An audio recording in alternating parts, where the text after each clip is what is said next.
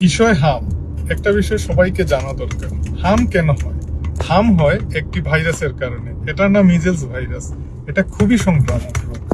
কিভাবে ছড়ায়? হাম ছড়ায় খুব সহজে হাঁচি বা কাশির মাধ্যমে, আক্রান্ত ব্যক্তির কাছাকাছি থাকলে অথবা বাতাসের মাধ্যমেও ছড়াতে পারে। একজন আক্রান্ত ব্যক্তি 9 থেকে 10 জনকে পর্যন্ত সংক্রামিত করতে পারে। টিকা কখন দেয়া হয় হামের? বাংলাদেশের এক্সপ্যান্ডেড প্রোগ্রাম অন ইমিউনাইজেশন বা ইপিআই অনুযায়ী প্রথম ডোজ 9 মাস বয়সে এবং দ্বিতীয় ডোজ 15 মাস বয়সে দেওয়া হয়, যেটা এমআর ভ্যাকসিন নামে পরিচিত। এই টিকা হাম প্রতিরোধে সবচেয়ে কার্যকর উপায়। এখন টিকা নিলেও কি হাম হতে পারে? হ্যাঁ, হতে পারে, বাট রেয়ার। কারণ টিকা 100% সুরক্ষা দেয় না। প্রায় 95 থেকে 98% ইফেক্টিভ হয় এক একটা টিকা। এক ডোজ নিলে ঝুঁকি বেশি থাকে, অথবা কারো যদি ইমিউন সিস্টেম দুর্বল হয় তবে সমস্যা হয়। তবে টিকা নেওয়া থাকলে রোগ সাধারণত কম গুরুতর হয়। হাম হলে কি খাওয়াতে হবে? হাম হলে শিশুকে বা রোগীকে প্রচুর তরল, যেমন পানি, স্যুপ, ডাবের পানি, নরম ও পুষ্টিকর খাবার, বুকের দুধ শিশুদের ক্ষেত্রে অবশ্যই চালু রাখতে হবে। বিশেষভাবে ভিটামিন এ খাওয়ানো খুবই গুরুত্বপূর্ণ।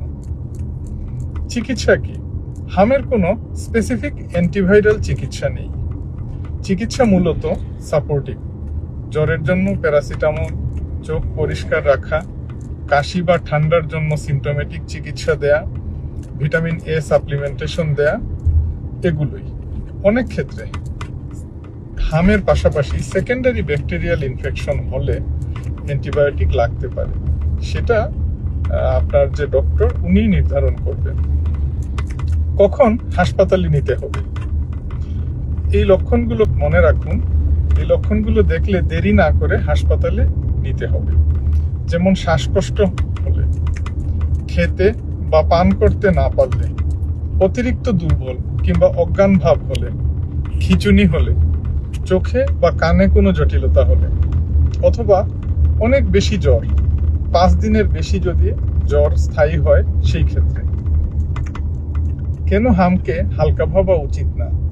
হাম থেকে নিউমোনিয়া হতে পারে, ডায়রিয়া হতে পারে, এনকেফালাইটিস হতে পারে। এনকেফালাইটিস হচ্ছে ব্রেনের একটা ইনফেকশন, যেটা সাধারণত মারাত্মক হয়, যেটা ছোট শিশুদের জন্য জীবন ঝুঁকিতে ফেলতে পারে। হাম প্রতিরোধের সবচেয়ে সহজ উপায় সময় মতো টিকা দিন, সচেতন থাকুন, নিরাপদ থাকুন। সব শেষে হাম হয়েছে এটা বুঝবেন কিভাবে?